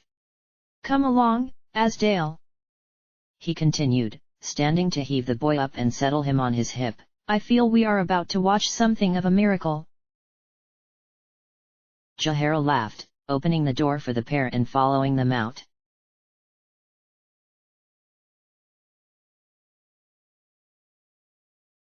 Fritha stood in the wings watching Davith, effulgent under the lime powder lights as he projected into the audience, even his murmured soliloquy swelling to fill the packed auditorium, the lad's voice seeming impossibly loud in that silent room. This was it. Any moment now, his lines would finish and she would have to walk upon that stage in front of all those people. Her stomach twisted so painfully she thought she was going to be sick. What was she thinking? She couldn't do this. But you will. Davith had put aside his fears for her and the rest of the troupe, and now she would too. Silence was ringing in her ears, the boy had stopped speaking. Right, let's go. You call, master. You call, master. The lights were so bright she could not see the audience. You call, master. The applause was still ringing in her ears as she finally left the stage after their third curtain call, the cast exiting by the wings to gather backstage before the dressing rooms, their small group immediately joined by the stagehands, everyone clamoring about one another laughing and radiant, Fritha throwing herself onto Davith's back to violently ruffle his hair, the boy laughing nervously as though he still could not believe what he had managed. Amazing! Cried Higold, bustling in from the auditorium. Absolutely amazing! Millil himself couldn't have produced better. And Davith, well. The impossible happened as the director was rendered speechless. Higold, came Alhina, the old woman pushing her graying head past the curtain he had just stalked through. Lord Vedas is in the auditorium asking to come backstage. The director looked elated. I shall be right there. He turned to hurry off. The man nearly barreled sideways by the elf, Ari at the head of the small group that had just piled backstage. Oh Fritha, that was wonderful. Jahara rolled her eyes. And how could you tell? She cried the whole way through. Ari laughed along with the rest of them, even Herr Dallas managing a smile as he sent Fritha a deferential nod. Well done, my raven, you rose to the challenge as ever. Of course. But is a no-man not with you? Name a devil. Fritha added with a laugh as the man himself pushed aside the curtain, holding it back for the two that followed, and Fritha felt her smile widening as she recognized the dark-haired siblings. They did not wish to come backstage, a no-man explained as he reached her, dropping his voice to add, there were worries they would be in the way. And they both knew from whom those worries would have stemmed, Fritha stepping forward to warmly greet the pair behind him. Not at all. Elsenda, I'm so pleased you could come. The young girl's tentative smile was all at once full, like the sun emerging from the clouds. Fritha, thank you so much for sending us tickets. I did not know you were to be performing in the play as well. Fritha snorted. Neither did I. And Dice felt, how are you, sir? Oh, please, less of the sir, it makes me feel like my father. He chuckled affably, and already Fritha could see Jenna and Wynne looking over with an appraising eye. A quietly commanding voice cut off any chances for matchmaking though. I would see the patron here as well. And the curtain was pulled back once more to reveal a short elderly man, thinning grey hair combed over his bald head, his fine clothes simple in their decoration and cut. Of course, my lord, this way please, fussed Higold, trying to usher the man forward without seeming too bold. Everyone, please gather round. As you will all know, continued the director, the emphasis he put on the word indicating that those that didn't had better make a convincing attempt at pretending they did. This is Lord Vedas, the informal leader, if you will, of a very influential group of lords who have made it their noble goal to keep Athkatla in her place amongst those cities at the pinnacle of cultural and artistic advancement and expression along the Sword Coast, and he wishes, amongst other things, to share with you all his opinions of tonight's performance. Frithha felt those around her shifting nervously and her own heart begin to quicken. Higold stepped back with a deferential bob, Vedas nodding once as he took the floor, his small eyes sharp and keen. Well, I thought it rather good for opening night. These things usually tend to be a touch fraught, especially when the playhouse and troupe are debuting as well. The sets were well presented and the reworking of the script definitely gave it a lift.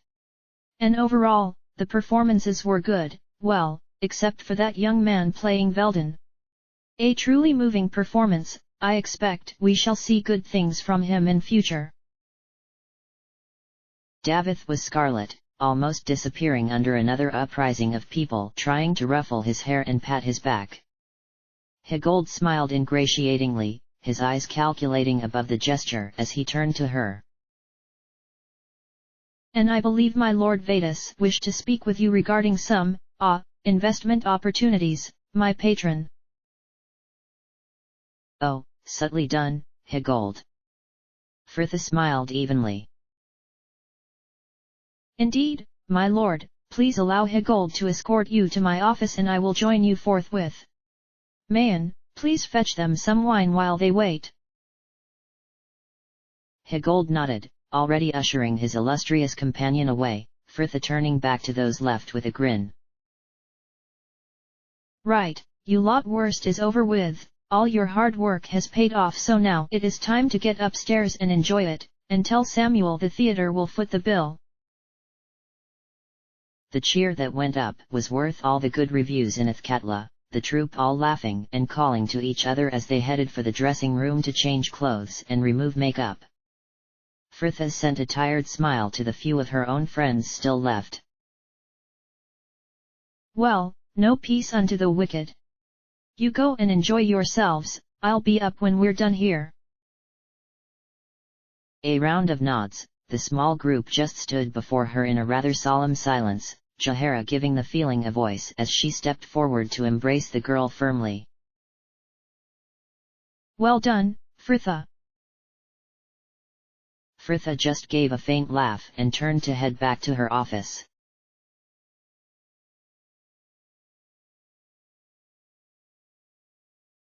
Frithha glanced about her, making one last check that everything was in order, her office dim in the light of the single lamp until she put out that as well and darkness swallowed the room. The meeting had taken a while, especially since nothing had been decided, Lord Vedas merely making inquiries into whether the theatre would be available for other touring troupes that were perhaps visiting the city, though hardly any toured over the winter months and they would not be able to start anything until their own run of the Sorcerer's Bane was completed. But it had seemed to take forever for the two men to get to the point, chattering on about other troupes they had seen and what they thought, and Frithha could not be bothered to change back into her usual clothes once she had finally got rid of the pair, the girl still wearing the tatty dark green robes of Veldin's apprentice, her clothes and sword just stuffed haphazardly into her bag. Frithha paused a moment in the darkness, listening to the faint rumble of the tavern upstairs, still packed with patrons who had come to the play, and Frithha imagined Samuel would be kept busy until the early hours. She smiled faintly to herself and turned to leave, the light from the auditorium enough for her to see by as she moved from the backstage, and there he was, stood on the stage looking out over the silent hall, a long leather case already slung over his shoulder. He whirled back at the sound of her footsteps. You came then, said Frithha, trying and failing to keep the injured tone from her voice. Herr Dallas smiled, looking sad and much older than she had remembered him being. I would not have missed this for all the plains. He sighed deeply as she failed to return his smile, shaking his head. Frithha, my raven, I am sorry I left before without saying anything. Ari was driving me to distraction with her indecision. I gave her everything in the end and she still was not satisfied. She did not know what she wanted and I was too upset to stay and find out. Frithha stared at him, willing it not to hurt. He could have stayed for her sake, but it would have been hard for him and Frithha wouldn't have wanted to put him through that. But she has made her decision now, do you regret leaving? Herr Dallas nodded and turned away from her, his eyes drifting over the backdrops, the colors bright and unreal this close. But not for that. A decision made means everyone can move on. But I shall miss you, my raven. He glanced back to her, smiling slightly. I shall always regret that we were not in love. Frithla nodded. She knew exactly what he meant, they were perfect for each other in every other respect. Where will you go now? She asked quietly. Back to Sigil, and then, Herr Dallas shrugged, wherever the fates take me. Frithla smiled, his answer no more than what she had expected, the girl pushing her hand into the bag at her hip to close about the uneven surface of the planar gem, brought to the top in anticipation of this very meeting. Herr Dallas, I've something. My raven, I have some. They laughed lightly, each interrupting the other, Herr Dallas beckoning for her to continue. Here, she smiled as she made to hand him the stone. That should ease your travels. I doubt I shall ever put it to any real use, I can't summon anything for a start. But the tiefling took a step back, holding up his hands in refusal. No, keep it, my raven, I like the idea we could meet again one day on some far-flung plain. They shared a smile, a silence falling between them before Herr Dallas clapped his hands together, all at once bright again. And now for mine, he grinned, slipping the long case from his shoulder and laying it upon the stay to withdraw a fine long-necked lute, the dim light catching on the inlay of pearl and rosewood along the frets as he handed it to her. You have been silent too long, my raven. Frithla looked up at him, this man whom she had thought she would never see again, the parting no easier this time for her chance to make her farewell, and she could feel the lump rising in her throat, Herr Dallas heartbroken at her distress. Oh, my dear raven, he sighed, Frithla swallowing her tears to throw her arms about his neck, the lute still in hand as she embraced him fiercely, and he returned it, pressing his lips to her temple as she buried her face in his neck. At last, they parted, laying their foreheads together, her free hand still clutching his sleeve. It could not be said later who kissed whom, it was a mutual thing, both leaning forward to meet briefly at the lips before parting with a smile as good friends should. Come, my raven, he announced, let us get back to those mad actors.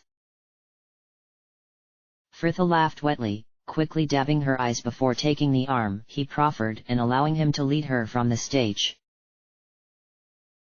Samuel had prepared them a room upstairs where they could celebrate together without being accosted by the theatrigoers that filled the tavern proper, the room crammed with people of their own group and the troupe both, all sat around a large table as they laughed and drank. Elsenda and Dysfelt had joined them for the first hour before taking their leave, the young woman quite transformed as she had sat talking blithely with the actresses, her brother elated by the change and taking the opportunity to tell Anomen the latest news from the cloud peaks. All was apparently going well, and there were hopes the legions would be returned to the city by the midwinter. It was late. The temple bells had struck midnight a while ago, the last time they would be sounded now before they would hail the dawn again tomorrow morning, or indeed that morning, Anomen corrected himself. Not that the hour had depleted their numbers particularly, Mac still sat at the table wide awake as he drank the sweet cherry cordial Samuel had sent up especially for him, and even the ailing Zurin, and managed to show his face earlier on in the evening. He had been pale and drawn, but had raised a laugh from them all the same, claiming that it all could have been much worse. News that Davith of all people had performed his part so admirably had nearly killed him in his weakened state. The lad had flushed, grinning widely as he teased the older man about taking as much time as he needed to recover, Zurin assuring the boy that his moment in the spotlight had been for one night only, the man wishing them all a sincere congratulations before he took himself back to bed with hopes of a full recovery by the next evening. In fact, Cerned was the only other who had left early, he and Jahara taking the nodding Asdale back to the coronet, though the woman returned an hour later to rejoin the celebrations. She was sat opposite Anomen now, Fritha on one side while Ari was on the other, the three laughing as Fritha did a humorous imitation of her earlier histrionics when Mek had greeted her in the hallway that morning.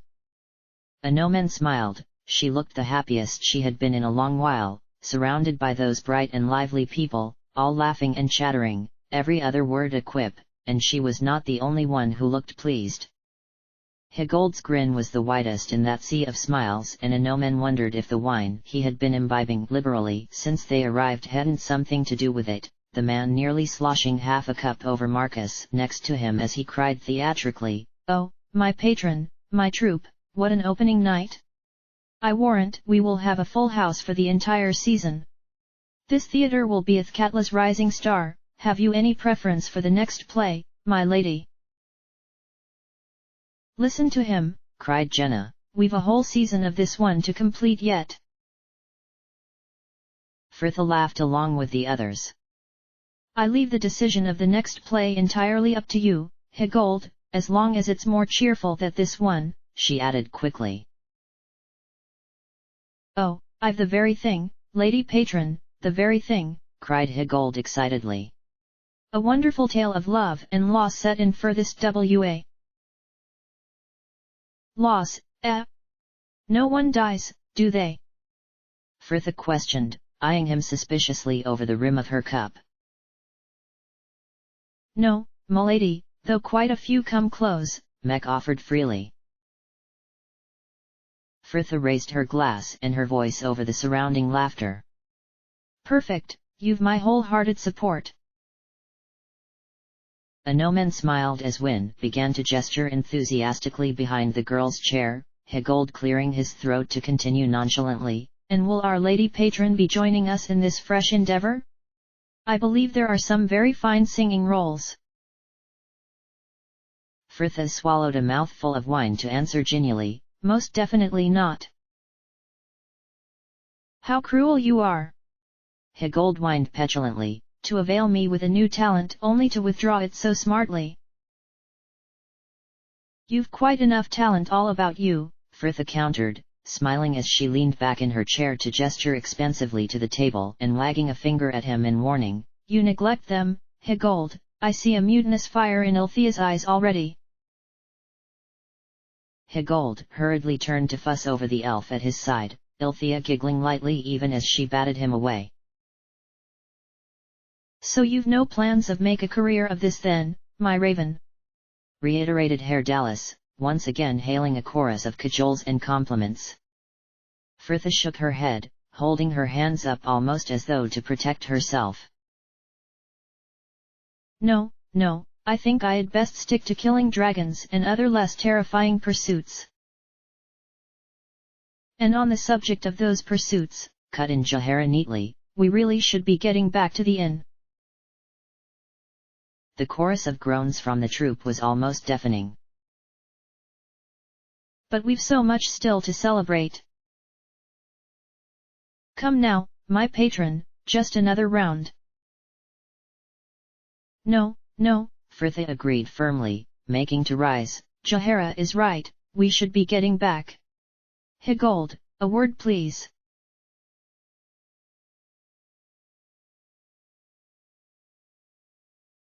Fritha walked down the stairs, her bag in her hand, its usual position slung at her back now taken by her new lute. Something that had got quite a bit of attention when she had first arrived with it, the questions of who it was from eventually giving way to requests to play, though she had refused to discuss either and the conversation had soon moved on to more interesting topics. Their briefing over, Higold was already back with the troupe, the group continuing their celebrations, and Fritha had left them with the warning that she would not be returning as understudy tomorrow because someone had a hangover. The tavern was quieter now, although not quite empty, her own group scattered across the tables, Anomen, Valigar, and Minsk at one talking to the cheerfully clearing up Samuel, while Jahara and Ari were sat at another. Herr Dallas stood by the elf's chair. Fritha knew he had lodgings in an inn down by the harbour, the man leaving with the morning tide on a boat bound for Waterdeep, and a plain travelling mage he knew of old who had apparently settled in the city. Frithha watched as the tiefling leaned in for a quiet goodbye, Ari smiling brightly and turning to proffering him a cheek to kiss before he straightened once more to notice Frithha on the stairs, Herr Dallas raising a hand to her though he did not approach. They had made their farewells earlier. And with that, he turned and left the tavern. Frithha shook her head, trudging loosely down the last few stairs to wander over to their table, Ari keeping her attention firmly on the faded embroidery at her cuffs. So you're just going to let him leave then? The elf sighed, finally glancing up to her with a determined look. I know what you're going to say, but I just can't. What happened to you wishing you had not driven him away? Frithha interrupted sharply. I know, Ari cried, frustrated, as though she did not want to be reminded of it. But I've done so much, I've come so far since he left. I finally feel as though I am beginning to live my life again rather than drifting through it. I just couldn't bear to dredge all that up again, the arguing and the uncertainty.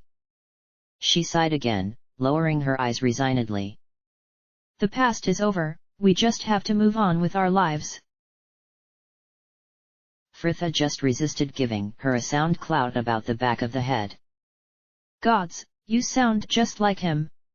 Except now he isn't like that anymore. How do you? Because he came back, Ari. I can't believe you are just letting him go after everything.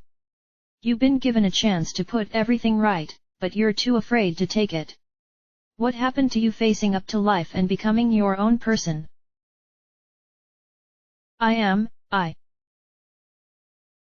No, you're not. You were, and you've come far.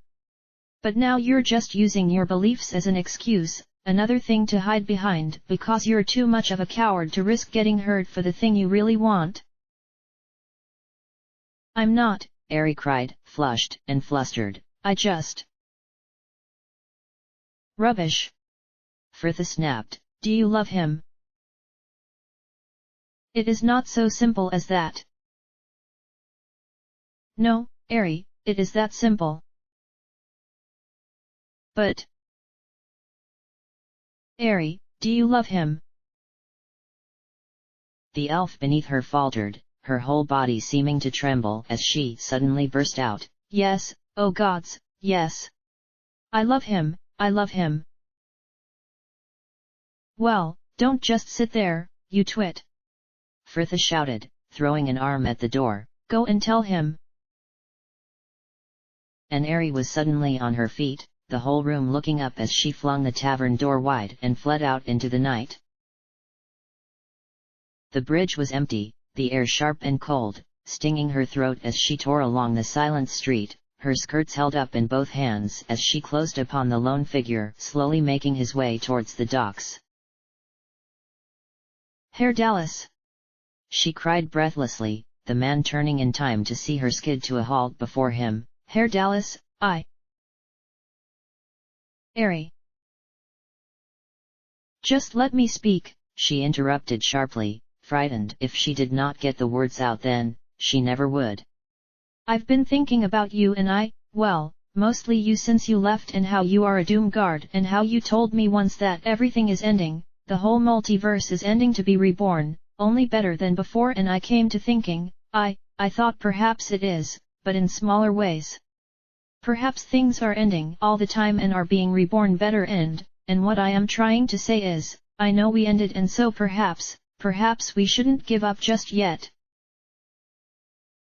Herr Dallas was just staring at her, his dark eyes black in the street lamps and Ari felt so tense she worried she would burst. Herr Dallas, say something, please. Ari, this has never happened before, but I simply do not know what to say. Just kiss her, you idiot. Frithha's voice bawled from the doorway behind them. Herr Dallas grinned. And then she was in his arms and his mouth was on hers and Ari could barely kiss him for smiling, the cheers and laughter from the tavern behind them echoing along the street. Frithha punched the air with a triumphant yes. the girl shrieking as Minsk lifted her up to place her on his broad shoulders. "Onward!" she roared, throwing an arm out before them, "to the coronet!" And the pair set off. Fritha still sat upon the ranger's shoulders as they left the others to follow them, their voices raised in glorious paean. "See, the conquering hero comes! Sound the trumpets, beat the drums!" Fritha was well known for her singing, but Anoman was rather surprised to find Minsk had quite a fine voice as well. Behind him, Ari and Herdalis were laughing merrily, an arm about each other as they walked, though it seemed not all were appreciating the performance. "Will you two be quiet?" the druid shouted after them. "You'll have woken half the city before the third stanza." Fritha turned back to them with a joyous laugh. "Come on, Jahara, join in."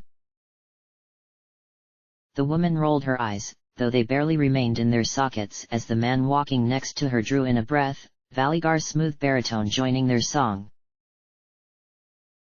"Sports prepare, the laurel bring, songs of triumph to her sing." Fritha looked overjoyed, her approval coming out in a confusion of Rashmi and Kondathan in her delight. "Ket! Ket! Wonderful, Valigar! Sports prepare, the laurel bring, songs of triumph to him sing."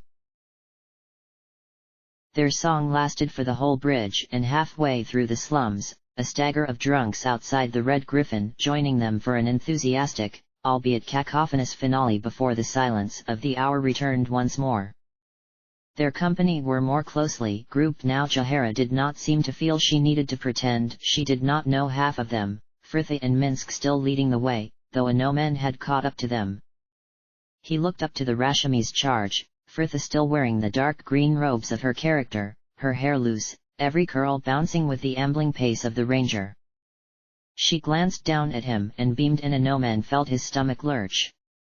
It was no good, even like this, half drunk and being carried around the streets of Athkatla singing like an idiot, she was still utterly enchanting. "Ah, Minsk," Fritha sighed, returning her gaze to their course, "it must be great being tall." "So it is, young Fritha, though Boo tells me there are advantages to being small too." Fritha shrugged. "Well, he's wiser than I am. I'd love to be this tall. Just imagine, 10 feet tall with hellfire dancing in my eyes." Minsk's spark of laughter echoed along the street. "Boo says he thinks you would find it harder to convince others that you are not the unholy vessel of Baal's evil." "Yes, but I bet they would be less inclined to have a problem with it."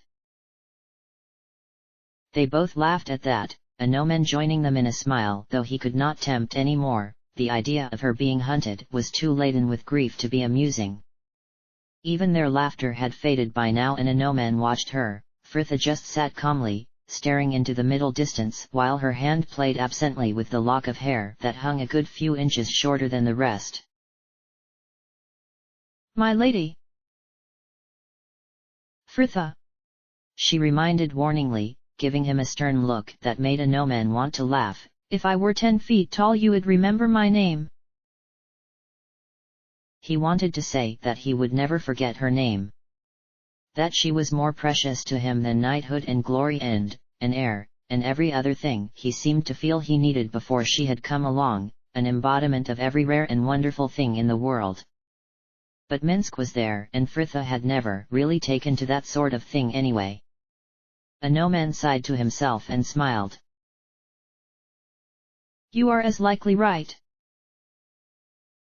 Fritha laughed delightedly and ruffled his hair in a surprisingly affectionate gesture, ducking just in time to miss the lintel as Minsk at last reached the copper coronet.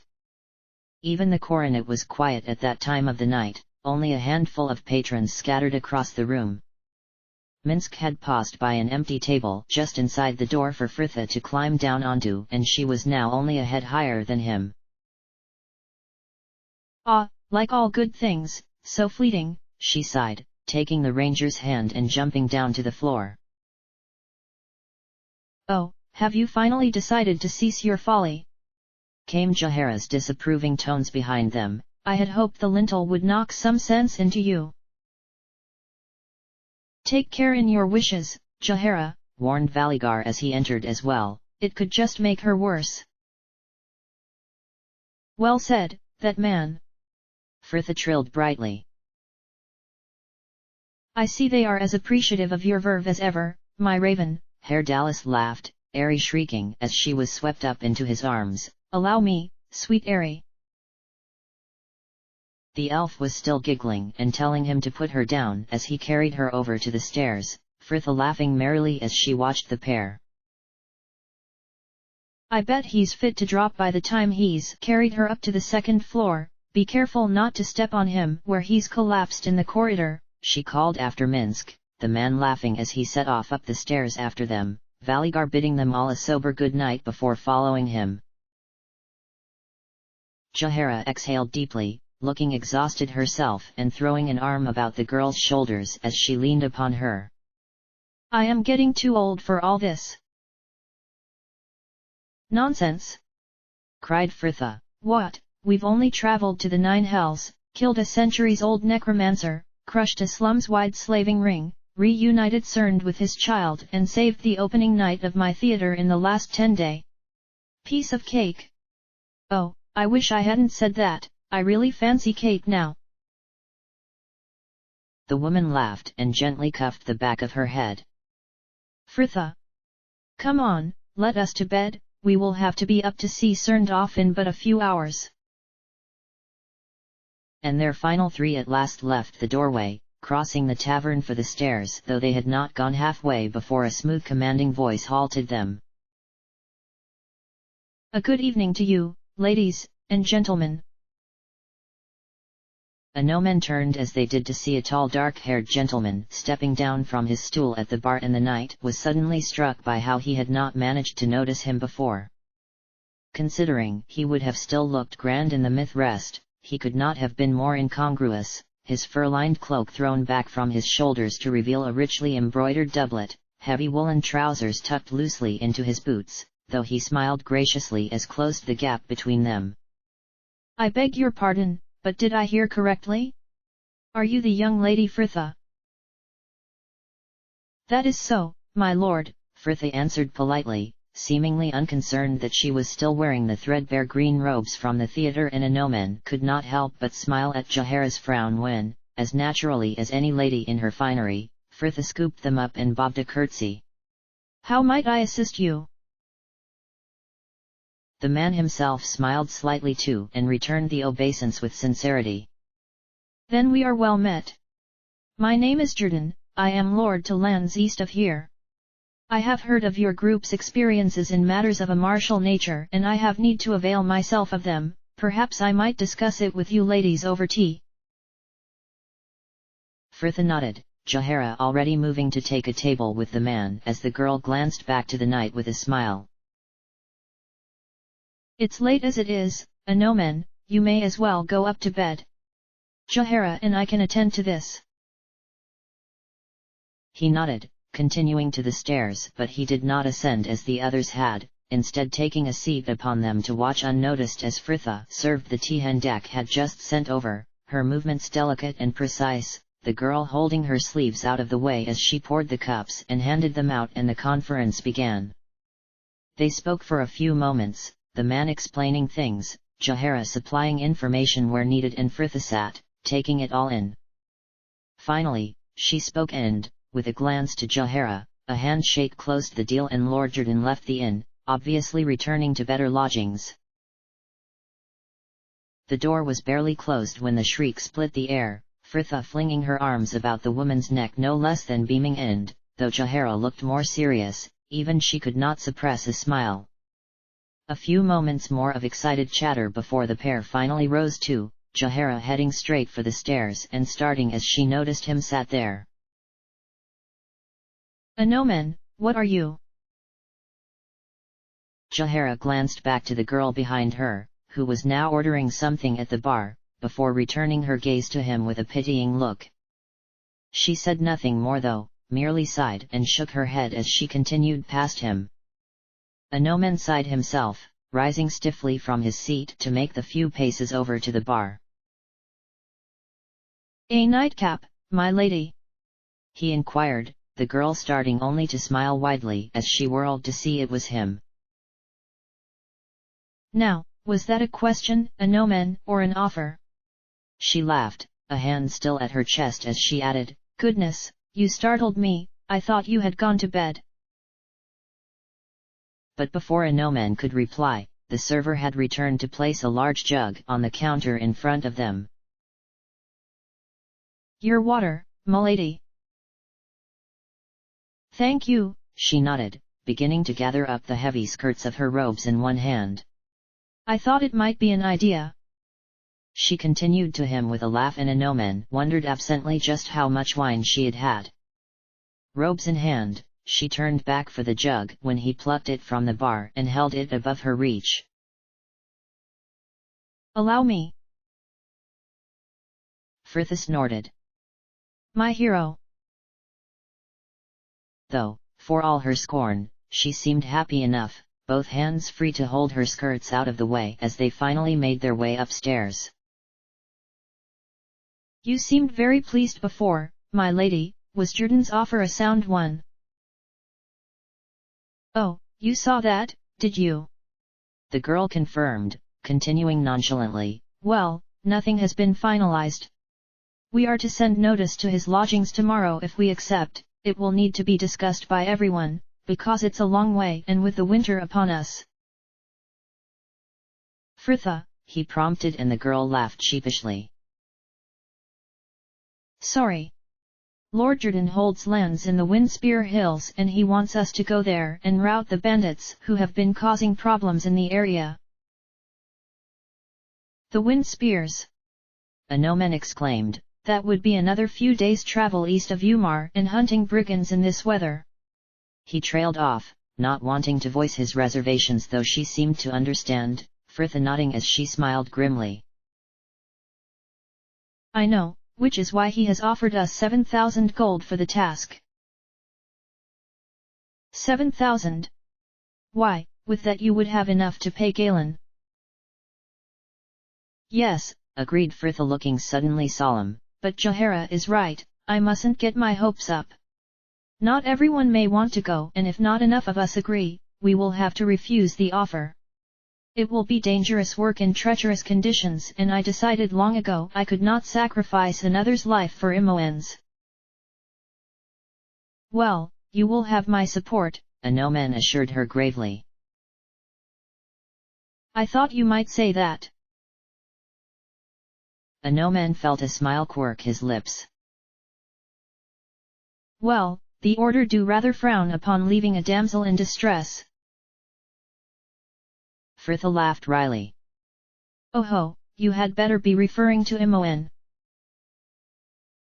They had reached her door by now, and he handed back to her the jug, the girl receiving with a deep curtsy and a wide smile, before disappearing into her room in a swish of green. "Good night, Anomen." "Good night, Fritha." End of chapter.